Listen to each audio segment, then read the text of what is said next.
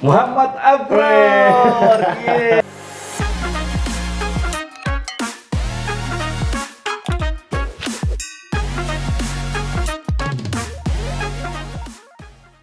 Gue manggil Bang Abo aja ya. Boleh.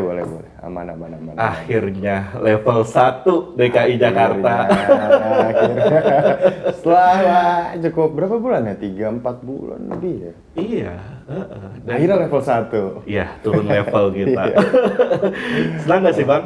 Seneng banget ya, pasti karena aktivitas jadi lebih lancar gitu. Karena kan juga kasus juga dalam posisi turun ya. Jadi ada lebih rasa safe. Tapi justru di situ lebih mikir lagi sih Bang. Gimana caranya biar ini nggak naik lagi kan. Biar nggak naik level lagi kan. Nah itu gimana caranya? Justru itu yang harus dipikirin menurut gue Bang. Nah dari Bang Abo sendiri gimana caranya nih biar level 1 ini nggak naik level lagi ke level 2, level 3, amit-amit ya kalau sampai level 4, 5 gitu. Gimana menurut Bang Abo? Iya, basically kan segini ya, PPKM yang level 4, 3, itu kan sebenarnya stressful ya. Buat siapapun di lini usaha, kita sebagai yang di rumah aja, itu kan pasti semua stressful. Dan kita nggak mau ada dalam posisi itu. Selain karena itu stressful, juga ada resiko penularan yang tinggi kan. Caranya yang jelas pasti kan vaksinasi nih. Iya. Nah, tapi alhamdulillah Jakarta kan udah dalam coverage vaksinasi yang baik ya.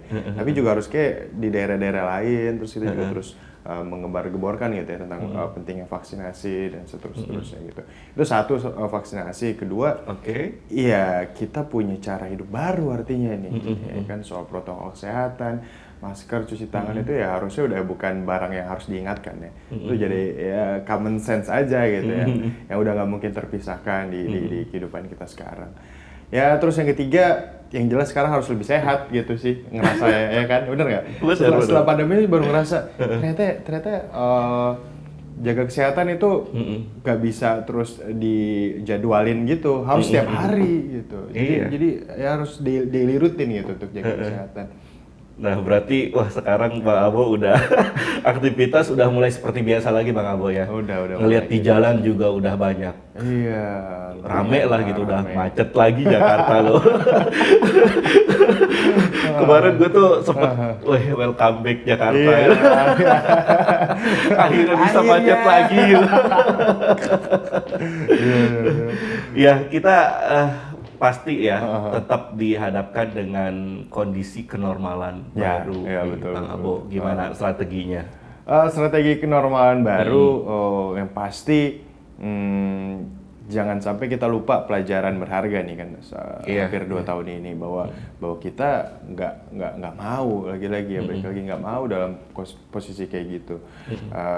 Dan impact-nya sebenarnya bukan soal kesehatan aja. Kalau tadi soal kesehatan, justru pelajaran ke depan menurut gue Bang, itu lebih bagaimana kita bisa menghitung variabel yang sifatnya uncertainty, yang tidak jelas gitu ya. Kan nggak ada yang bisa prediksi bahwa COVID itu kenapa bisa terjadi gitu dan sampai kapan selesai. Tapi justru di sisi lain itu ngasih kita pelajaran bahwa ternyata kita memang harus mempersiapkan hal-hal yang yang uncertainty tadi gitu, dengan secara finansial gitu, secara strategi kita bisnis gitu, secara kita membangun karir atau bahkan cara kita hidup sekalipun, ternyata memang ada variabel-variabel lain yang kita nggak calculate sebelumnya. Justru itu yang jadi faktor penting sekali terhadap perubahan hidup kita belakangan. Gitu. Jadi memang harus adaptif ya dengan segala tantangan, dengan segala perubahan yang kita hadapi sekarang ini gitu. Ya kemarin tuh saya baca quote dan itu menarik banget Bang. Jadi manusia yang bisa bertahan hidup di era pandemi ini adalah mereka yang bersabar. Yang bisa bersabar. Ya hanya dengan kesabaran. Sabar ini ujian. Sabar sebentar lagi. Sabar sebentar lagi. Dan ya sepakat sih karena kan yang pasti dalam dunia ini justru perubahan ya. Betul. Jadi ya we be prepared for the change dan ya kita harus tough, harus adaptif, harus responsif gitu. Iya, tapi alhamdulillah Bang ya, kegiatan Bang Abo selama pandemi ini juga tetap lancar gitu, tetap produktif ya. Oke lah. Suka duka lah, sebuah pelajaran, dinamika. Tetap ada dinamikanya Bang ya. Jelas. Tapi pelajaran penting apa sih Bang yang kira-kira bisa Bang Abo dapatkan nih selama pandemi COVID-19 ini? Pandemi COVID-19 ngasih pelajaran kayaknya banyak sekali. Yang tadi aja kita udah ngomong soal kesehatan, soal strategi ke depan. Tapi sebenarnya yang paling kerasa secara personal nih Bang adalah soal self reflection gitu ya. Kita melihat diri sendiri gitu, seakan-akan punya waktu lebih banyak dengan diri sendiri gitu. Jadi di sana ada mungkin ada kontemplasi gitu ya, ada proses kontemplasi, akhirnya menemukan ternyata gue ini orangnya gini gitu ya. Ya harus berani mengevaluasi diri sendiri, harus berani otokritik gitu ya. Sekalipun juga tetap optimis secara rasional bahwa kita ya akan berjuang, kita pengen punya mimpi besar gitu. Itu justru baru ketahuan pas masa-masa pandemi. Nggak tahu juga sih Bang, apa karena emang usia gue emang kan kata anak-anak kan quarter life crisis gitu ya. Usia quarter life crisis, overthinking, insecurity gitu. Nggak tahu juga apakah karena itu apakah karena pandemi. Tapi yang pasti adalah gue melewati fase itu sekarang. Justru melihat diri lebih dalam gitu ya. Berani bilang salah kalau ya ternyata gue punya salah gitu ya. Ada kekurangan dalam diri gue, harus diperbaiki gitu, harus berani otokritik, dan ya itu baru ditemukan belakangan ini jujur aja. Tapi lo keren Bang, maksud gue banyak orang yang mengalami kondisi itu tapi dia tidak sadar kalau dia sedang mengalami apa yang lo sampaikan tadi gitu. Nah lo bisa memahami dan menyadari bahwa lo ada di posisi itu. Nah kalau kita bisa menyadari langsung ya, yang hadir itu kan solusi kayak gitu. Itu keren sih Bang. Gak semua orang bisa melewati itu loh, apalagi di tengah situasi dan kondisi dunia yang lagi terpuruk karena pandemi COVID-19 ini gitu. Kayak gitu. By the way tetap enjoy pastinya lah ya. Iya harus enjoy gitu. Itu juga salah satu hal yang gue belajar sekarang Bang ya. Memang happy itu kan pilihan ya kan. Kita boleh memilih tidak happy, tapi pasti lebih baik memilih happy kan. Cara untuk kita happy dengan diri sendiri sebenarnya yang paling konkret kan. Bukan hanya pilihan, putusan. Putusan ya. Jadi oke, baik. Ya gitu. Setelah pandemi ini jadi ngerasa ya harus happy dengan diri sendiri gitu. Kalau misalnya sama diri sendiri aja udah nggak happy, ya gimana? Dengan cara apa lagi kita bisa happy gitu kan? Iya. Kayak gitu, dan biasanya ya kalau kita happy dan automatically itu akan menular juga ke yang lain. Definitely, gitu. Bener banget, sepakat. Bener gak sih? Sepakat, ada energi ya positif gitu ya, juga ngerasa vibes-nya enak kalau lagi ketemu sama orang gitu. Sepakat banget. Pandemi ya COVID-19 gitu, banyak orang yang akhirnya juga ya nggak hanya mengalami dampak secara ekonomi, kemudian sosial, terus apalagi kesehatan, ya. Tapi pendidikan pun akhirnya jadi jadi terdampak gitu. Banyak teman-teman di sektor pendidikan, apalagi guru ya, itu double stres. Kayak gitu. Dan bagaimana Bang Abo ngelihat situasi dan kondisi ini? Iya, ini sebenarnya jadi kita lebih realize aja ya bahwa ternyata pendidikan itu di Indonesia ada hal yang perlu concern cukup tinggi gitu. Karena ketika ada perubahan ketika offline yang jadi online gitu ya, justru ya hal yang perlu diselesaikan pertama kan soal infrastruktur. Yang ada infrastruktur. Sebenarnya kan kita punya waktu sangat panjang sebelum pandemi ini untuk memperbaiki infrastruktur gitu. Tapi ya oke lah, kita berhasil mengejar itu ketersediaan infrastruktur, soal digitalisasi dan seterusnya. Tapi kemudian masuk ke dalam isu yang lebih serius, yang tadi Bang yang disampaikan, human resource gitu. Nah, soal guru, bagaimana seorang guru punya tanggung jawab selain mendidik, itu sekarang punya beban kuadrat gitu ya. Belum lagi kalau di rumah dia punya anak yang sedang bersekolah juga. Wah, kan luar biasa. Nggak kebayang banget gitu, nggak kebayang banget. Ya kan gue punya ponakan ya Bang ya, masih TK gitu ya. Gue lihat sendiri. Nah itu gimana itu? Saya sebagai yang ikut mendampingi ternyata juga lebih ekstra kan? Lebih ekstra challenge juga, dan terlihat jelas sebenarnya gurunya sangat nge-push ya untuk ngasih fasilitas pendidikan ke keponakan gue secara online gitu. Itu sebenarnya isu yang apa ya, yang ya kita harus concern itu beyond daripada kondisi sekarang. Mungkin ke depan kita dihadapkan dengan kondisi pendidikan yang berbeda gitu ya. Iya, betul. Nah, sekarang kita bisa belajar di Indonesia, mungkin kita berkuliah di Amerika seperti Bang Edi gitu. Itu kan juga sebuah perubahan kondisi pendidikannya. Nah, kalau misalnya kita belum selesai dengan tadi ya infrastructure, human resource, ya menurut gue kita masih punya PR banyak banget gitu, Bang. Iya. Tapi sejauh ini Bang Abo ngelihatnya gimana nih? Ya, dengan segala tantangan yang ada, kira-kira pendidikan kita cukup oke nggak gitu? Stabil nggak kira-kira? Gimana? Kalau dibilang stabil ya alhamdulillah kita punya institusi pendidikan formal yang cukup baik gitu ya, berjenjang gitu. Walaupun di beberapa daerah ya nggak bisa dikatakan dalam kondisi yang baik, tapi progres ke arah sana kan ada gitu. Tapi selanjutnya adalah tentang bagaimana proses aktivasi kurikulum yang bisa membuat anak-anak gitu ya, generasi muda kita jadi punya daya berpikir yang kritis gitu ya, yang berani gitu, terus yang inovatif, kreatif gitu. Karena kan tantangan kita mungkin ke depan ya, mulai mungkin dari usia gue kan, kalau secara teoretikal kan gue masuknya generasi Z ya Bang. Betul. Ya, generasi Z ini kan kompetisi bukan dengan anak-anak sesama kotanya gitu, tapi justru antar benua gitu. Iya.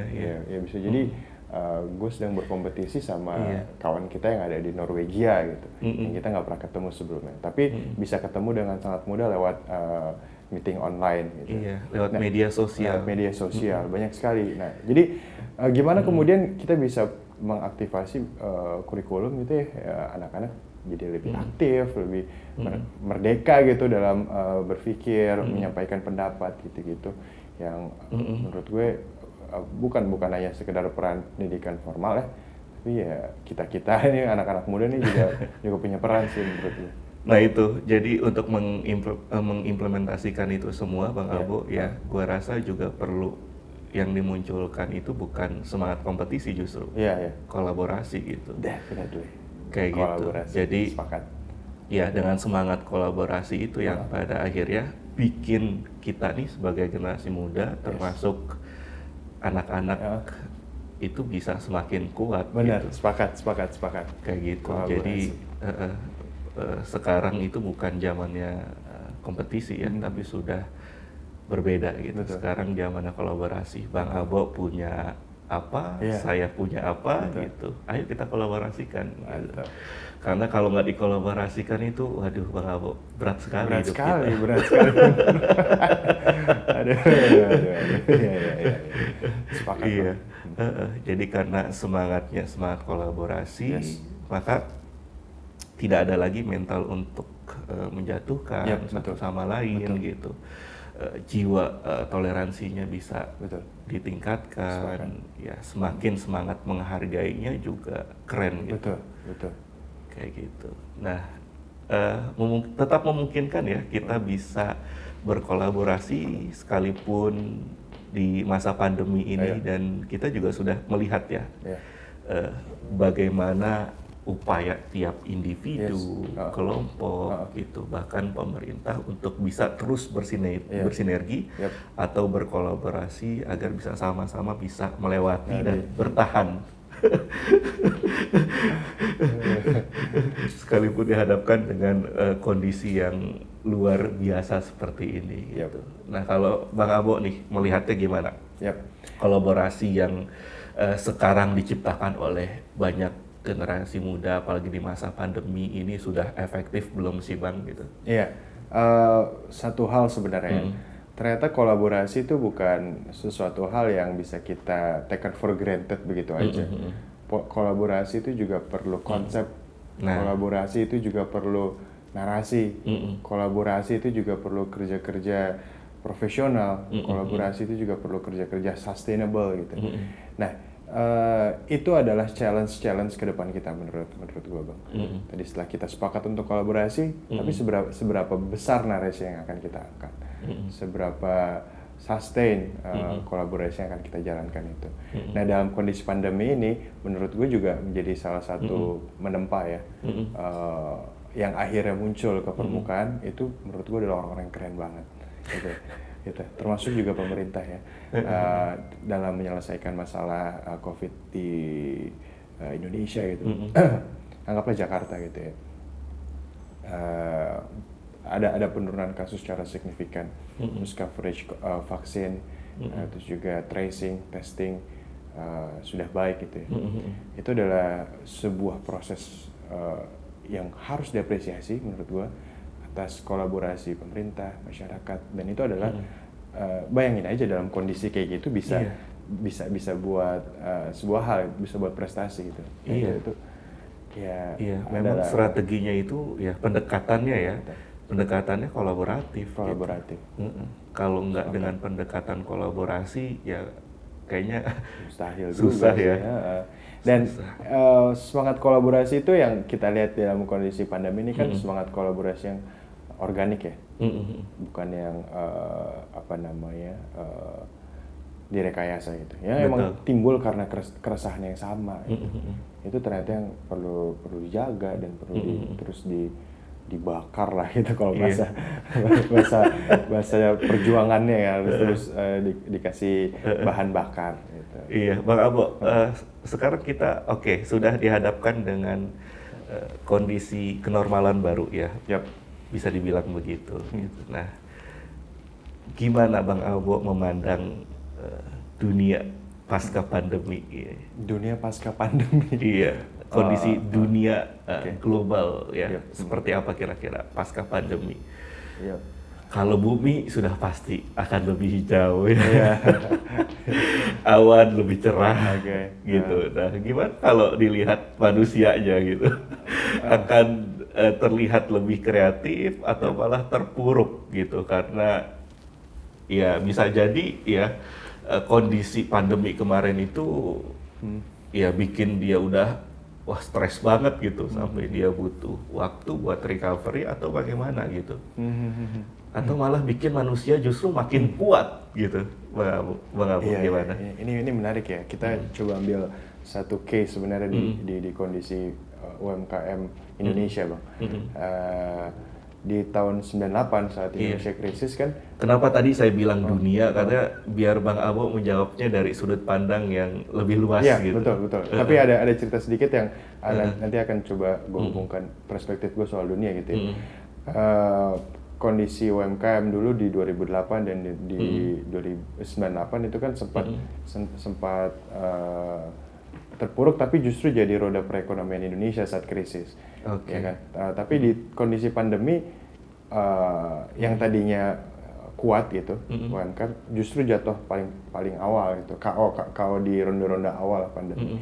Tapi kemudian bisa kembali gitu, kembali karena ada resiliensi dan segala macam. Begitu pula juga misalnya Indonesia dengan potensinya yang begitu banyak gitu ya, potensi sumber daya alam, potensi keindahan alam, potensi pemikirannya segala macam. Setelah pandemi ini justru harusnya adalah peluang kita, gitu ya. Justru adalah peluang kita. Kita tahu sekarang Indonesia ada kenaikan dari segi investasi misalnya, gitu ya.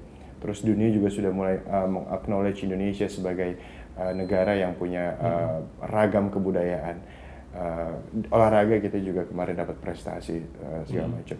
Nah, ini justru jadi momentum kita gitu ya tampil di pentas global gitu. Untuk bangkit dan address bahwa kita punya value yang orang tuh harus paham gitu ya. Kenapa tadi gue bilang kondisi lokal Indonesia? Karena itu adalah justru jati diri Indonesia gitu ya. Yang dunia harus paham bahwa kita punya sesuatu hal yang sangat original gitu yang punya value tinggi dan ya mungkin dengan cara ini kita bisa berkolaborasi bersama, bukan hanya orang perseorangan, tapi ya state by state gitu. Gitu sih Bang. Iya, nah termasuk ini ya soal agama gitu. Yes, sepakat. Iya, kayaknya setelah pandemi ini juga orang akan semakin religius ya.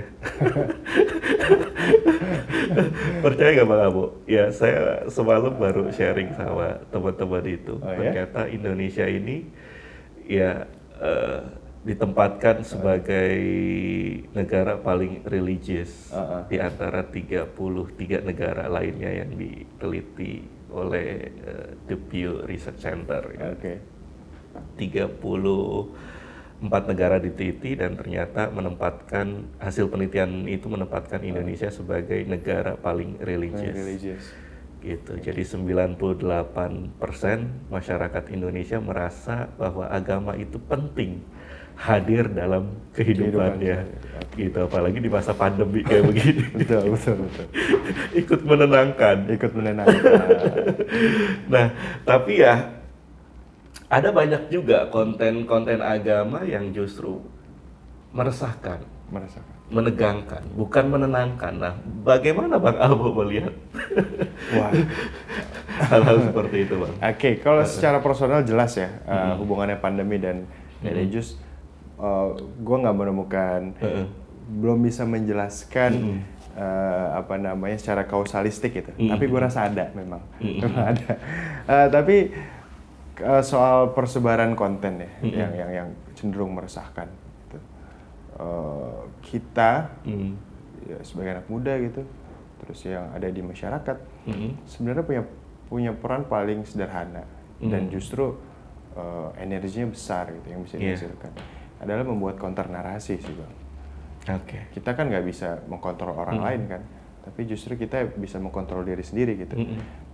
Jadi sesederhana kita bisa share pengalaman gitu ya, share ideas kita soal jadi sesuatu hal yang menenangkan, religius gitu atau spiritual misalnya gitu, dan bisa kita share ke orang banyak gitu ya, atau sesederhana keluarga kita, itu jadi sebuah hal yang konkret justru. Dan ya bisa diukur impact-nya. Menarik ya.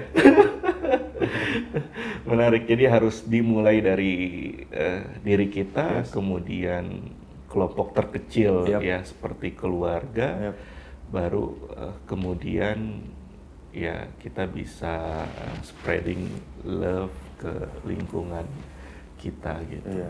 Dan itu aja udah berasa ya impact-nya gitu. Bagaimana kemudian kalau kita punya opportunity untuk bisa spreading love, compassion ke lebih banyak communities misalnya gitu. Betul. Dan kalau kita sudah bersama gitu, kayaknya lebih baik kita membuat barisan daripada kita hanya membuat sekedar kerumunan gitu. Karena barisan punya tujuan yang jelas gitu.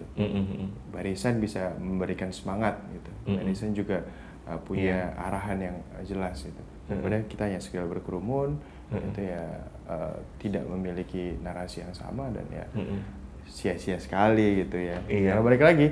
Tapi ngelihat persentase ya 98% itu bukan angka kecil Bang, angka besar. Betul. Ya bahwa 98% masyarakat Indonesia merasa agama itu penting dalam kehidupan sehari-harinya gitu. Nah, Bang Abo melihatnya ini sebagai peluang atau tantangan, Bang?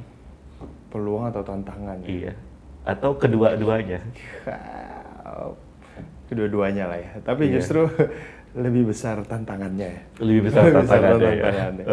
Karena itu tadi, gimana caranya 98% itu bukan hanya sekedar berkerumun, karena kalau kerumun saling sibuk sendiri kan nggak ada gunanya gitu ya, kurang berarti.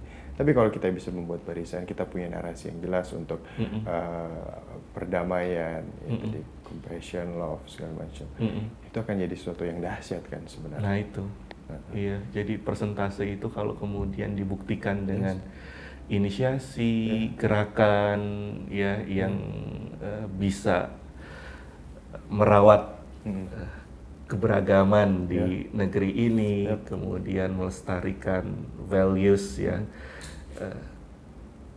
ya keislaman itu sendiri ya, karena toleransi, perdamaian itu kan sebenarnya nilai Islam itu sendiri. Betul, gitu. sepakat. Atau jati diri dari Islam itu sendiri gitu. Nah kalau kita bisa jaga itu kan, wah Indonesia keren banget kan ya. Iya, makanya emang gua sempat inget juga ya dengan statementnya Prof. Komarudin Hidayat. Gitu. Beliau pernah bilang merawat Indonesia ya sesungguhnya merawat Islam, merawat Islam di Indonesia ya sesungguhnya juga merawat Indonesia gitu.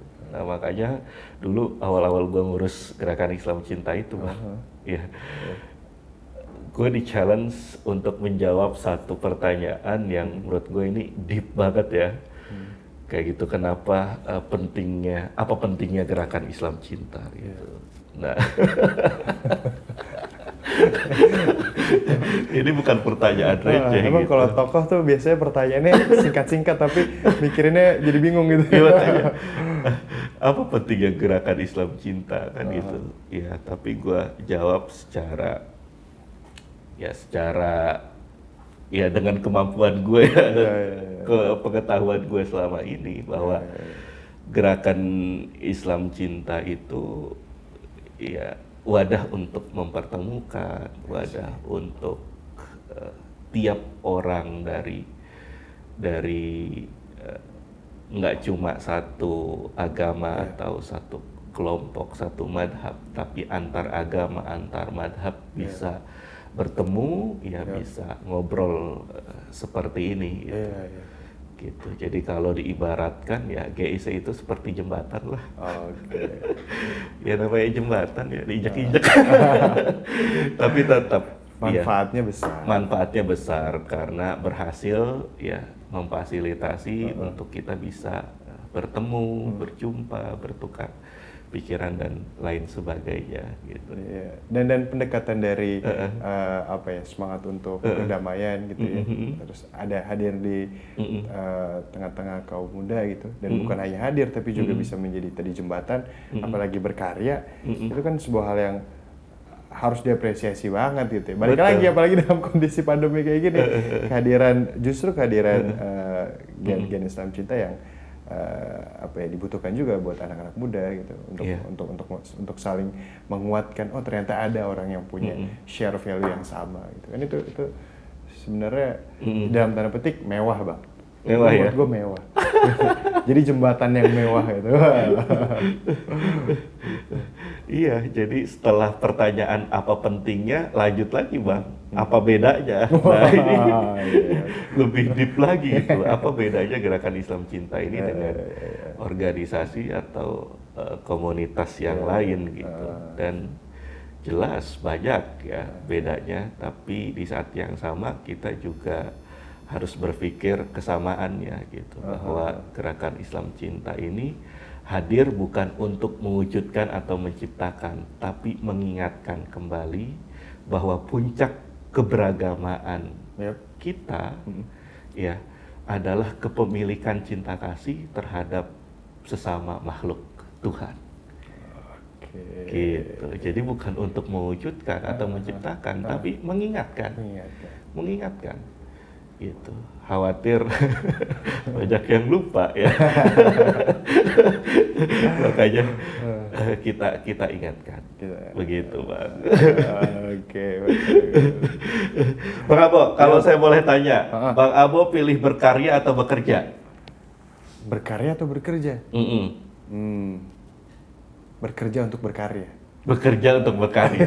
Iya. Tapi kalau dipilih ada berkarya untuk apa bekerja? Berkarya. Kenapa bang pilih berkarya? Gini, karena kan usia ini kita terbatas ya.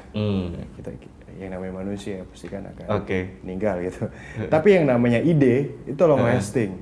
Gitu. Nah, cara untuk kita bisa dalam tanda petik mentransfer dan juga mengabadikan ide ya dengan karya kan. Dan banyak sekali karya sekarang dalam formatnya banyak sekali. Mulai dari yang buku kah atau kayak podcast misalnya, atau lukisan atau musik segala macam. Itu kan jenis-jenis produk dari sebuah proses kreatif atau karya gitu ya. Ya kan sifatnya akan lebih long lasting. Dan kalau kita bisa ada sesuatu yang kita address gitu, based on our belief gitu. Dan emang itu kita percaya bahwa harus disebarkan, maka itu jadi medium yang tepat untuk sampai nanti gitu ya, untuk sampai seterusnya. Dan itulah dan kita kan sebenarnya ada dalam peradaban hari ini juga karena karya-karya pendahulu kita, betul, ya kan? Karena buku-buku para pemikir, gitu, ya kan? Karena hasil temuan-temuan sang inventor zaman dulu, gitu. Itu kan semua dihasilkan dari proses berkarya.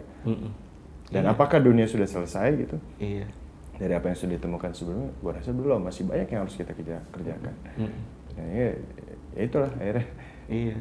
Dan setuju ya bahwa orang-orang yang bisa bertahan di tengah kondisi pandemi COVID-19 ini adalah orang-orang yang punya karya gitu. Iya, jadi dorongannya itu harusnya seperti yang Bang Abo bilang gitu, bekerja untuk berkarya gitu. Tapi kalau dihadapkan dengan dua pilihan, pilih mana, bekerja dan berkarya, ya saya juga sependapat dengan pilihan Bang Abo gitu. Kita pilih berkarya, gitu. Ya karena kalau kita pilihnya berkarya, nggak ada batasan usia ya Bang. Ya, benar. Gitu. Kalau bekerja itu kan ada batasan usianya. Dan yang dipilih itu fresh graduate melulu lagi. Ya.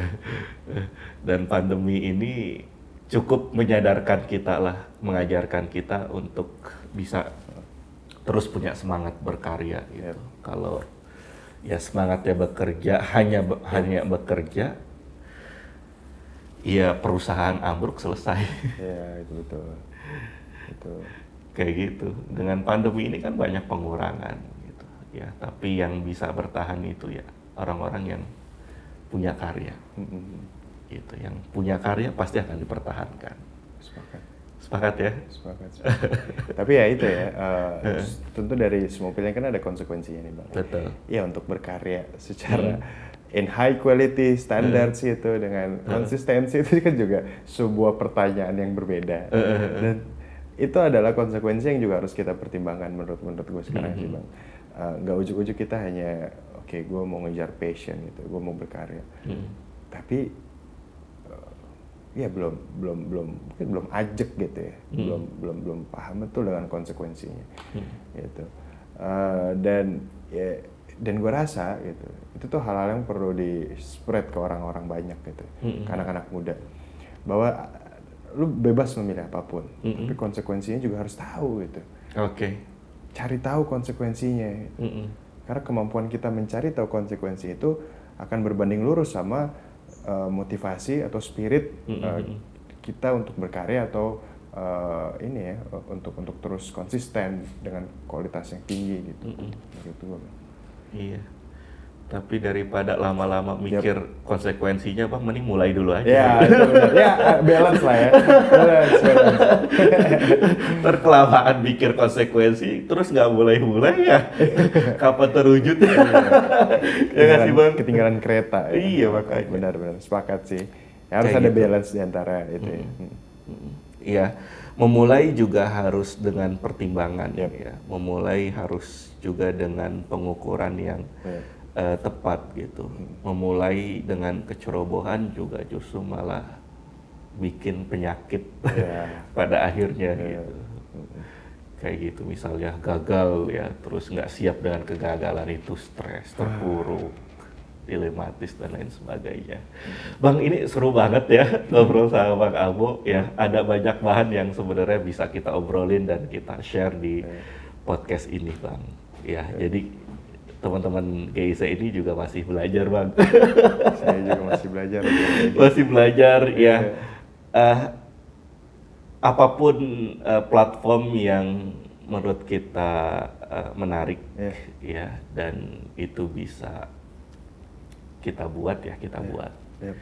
Kayak gitu. Dan ya terlepas nanti ada yang nonton atau enggak, ada yang like atau enggak, ya udah buat aja dulu gitu. Buat aja dulu ya. Tapi insya Allah sih ya, setiap kita buat tontonan pasti akan ada penontonnya gitu. Jangan kita nggak khawatir dengan itu gitu Bang. Makanya ya udah buat aja dulu.